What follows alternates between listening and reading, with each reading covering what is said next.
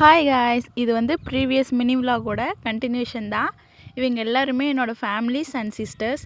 ரொம்ப ரொம்ப தங்கமானவங்க. இவங்க எல்லாருமே பார்த்திங்கன்னா என்னோடய ஃப்ரெண்ட்ஸ் அண்ட் பிரதர்ஸ் தான். அவ்வளோ க்ளோஸு. ரொம்ப ரொம்ப மிஸ் பண்ணுவேன் இவங்களெல்லாம் வந்து இயர்லி ஒன்ஸ் தான் மீட் பண்ணுவேன். பிகாஸ் அப்போ தானே வந்து ஏதாவது ஒரு ஃபங்க்ஷன் அப்படின்னா தானே மீட் பண்ண முடியும். சடனாக பார்க்கணுன்னு தோணுனா கூட அங்கங்கே ஒவ்வொருத்தங்க இருப்பாங்க, யாரையுமே பார்க்கவே முடியாது. என் பையன் பாருங்கள், எங்கள் அம்மாக்கிட்டவே நான் கொடுத்துட்டேன். என்கிட்ட நான் அவனை எடுத்துக்கவே இல்லை. ஏன்னா அவன் வந்து ரொம்ப அழுந்துக்கிட்டே இருந்தான். நானே மட்டும் எவ்வளோ நேரம் தூக்கி வச்சுட்டே இருக்க முடியும். அதனால் அம்மா தலையில் கொஞ்சம் நேரம் கட்டிடலாம் அப்படின்னு சொல்லி கட்டிட்டேன். தென் ஈவினிங்காக விநாயகர் கோவிலுக்கு வந்துட்டோம். இங்கே தான் வந்து நாங்கள் வந்து பூஜை பண்ணிவிட்டு கிளம்புற மாதிரி கோவிலுக்கு அப்படிங்கிற மாதிரி தான் நாங்கள் வருஷம் வருஷம் எப்பவுமே பண்ணுவோமா. ஸோ விநாயகருக்கு வந்து பால் அபிஷேகம், தயிர் அபிஷேகம், மஞ்சள் அபிஷேகம், சந்தன அபிஷேகம், இன்னும் நிறையெல்லாம் பண்ணாங்க.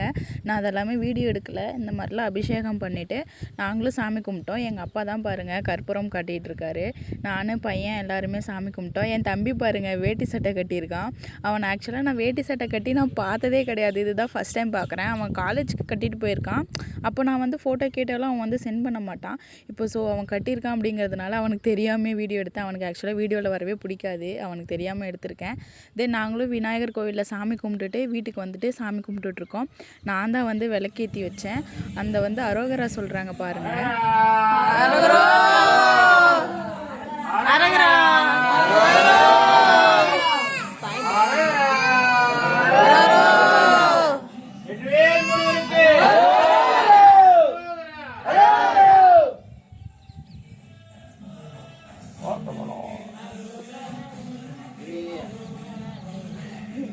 அது வந்து சொல்கிறப்போ அவ்வளோ ஒரு கூஸ் பம்ஸ் ஆகிடுச்சு. எனக்கு அவ்வளோ ஒரு இதாக என்ன சொல்கிறதுனே தெரில, அப்படி ஆகிடுச்சு.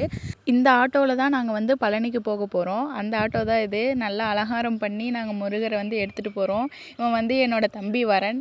அந்தளவுக்கு க்ளோஸ். இவனை நான் ரொம்ப ரொம்ப மிஸ் பண்ணுவேன். ஸோ அப்பாவும் தேங்காய் எல்லாமே வந்து ஆட்டோவுக்கு காட்டி பூஜை பண்ணிகிட்டு இருந்தார். வண்டிக்கு நாங்களுமே வந்து லைட்லாம் போட்டிருக்கோம் பாருங்கள், அழகாக இருக்குல்ல. வண்டி எப்படி இருக்குதுன்னு கமெண்ட்ஸில் சொல்லுங்கள்.